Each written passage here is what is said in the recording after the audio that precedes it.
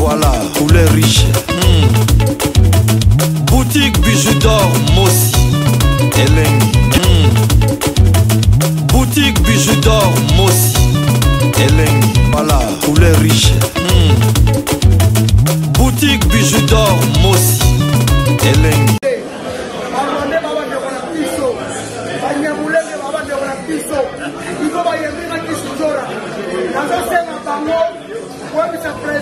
Kagame après sa nationalité. Dans la personne nationalité, il faut la d'avoir la lingi.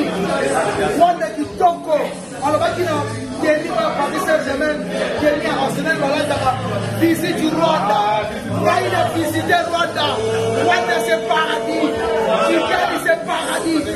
On fait sa nationalité. On fait sa nakenda kanazo na awa. Barwanda basaba dingula na Congolais. Papa Kagame je t'aime. Kigali je t'aime. Kigali je t'aime. Papa Kagame je t'aime papa. Rwanda c'est paradis. Kigali c'est paradis. Visite Rwanda. Visite na koma na mkando na koma na mkando na sana besoin mkanda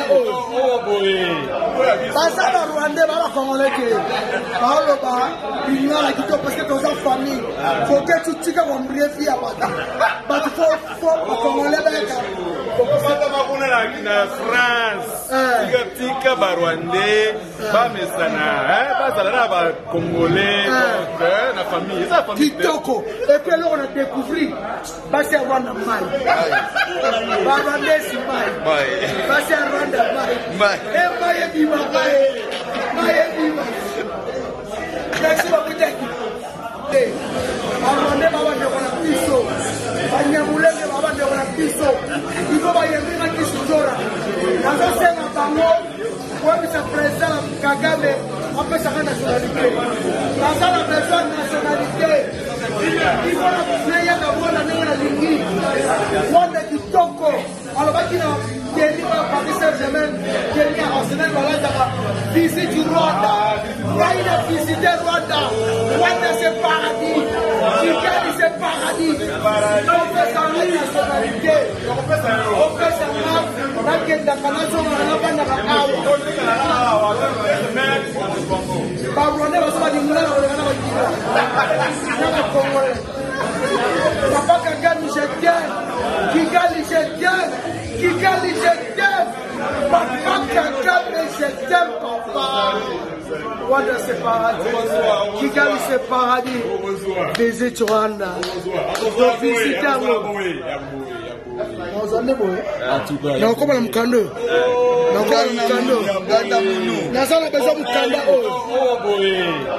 basa ba Rwanda ba Congolais ke baolo ba ingala kito parce que dans sa famille faut que tu tika kwa mrefi ya bata but for Congolais ba ka Fata makuna na France tika ba Rwandais ba mesana ba sala ba Congolais na famille ça famille kitoko et puis là on a découvert bah c'est Rwanda mai bah Rwanda si mai bah c'est Rwanda mai et mai di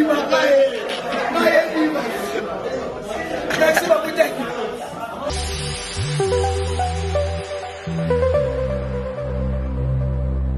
Obisonyo zona bilore boutique Tokota na bisoto lata Voyant simba mbogartala Hey! Ezali na ndenge na yo mwani Balobi tokota lelo obisonyo zona bilore boutique Tokota na bisoto lata Voyant simba mbogartala Ezali na ndenge na yo mwani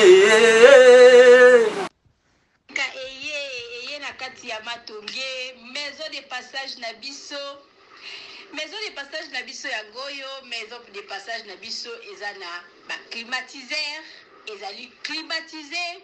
Maison de passage Nabiso ezana matonge na Irebu A37. Maison de passage Nabiso tozana ba appartement où ezali ya 2 chambres, salon, cuisine tous les deux chambres wana eza na ba toilette na kati.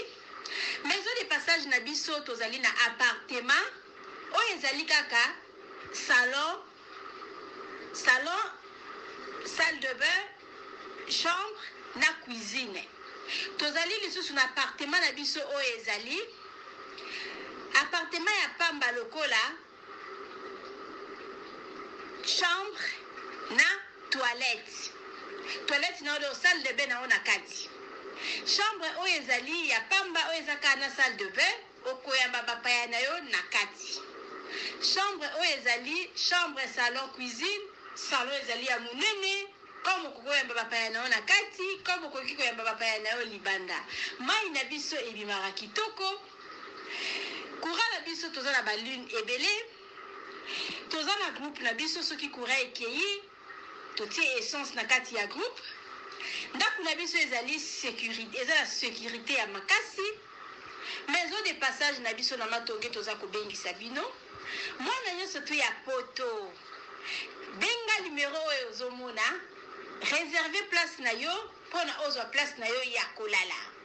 Na kati ya maison de passage na biso tozali na boutique. Boutique oyo bazoteka ba du verre, bazoteka nyonso tu na kati ya boutique wana. Tozali lisusu na nini voiture autotie na disposition na bino batu bozoya na kati ya maison de passage na biso auto bengi yango Bidor. Contactez Bijou d'Or TV. Contactez numéro oyo moni. Réservez place na yo. Ozwa place na yo avant parce que ba place na biso mingi eza kozala toujours occupé. Benga avant zwa place na yo. Okozala jamais déçu. Merci.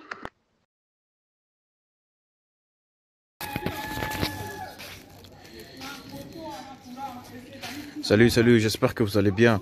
En fait, c'est plus pour les diasporas.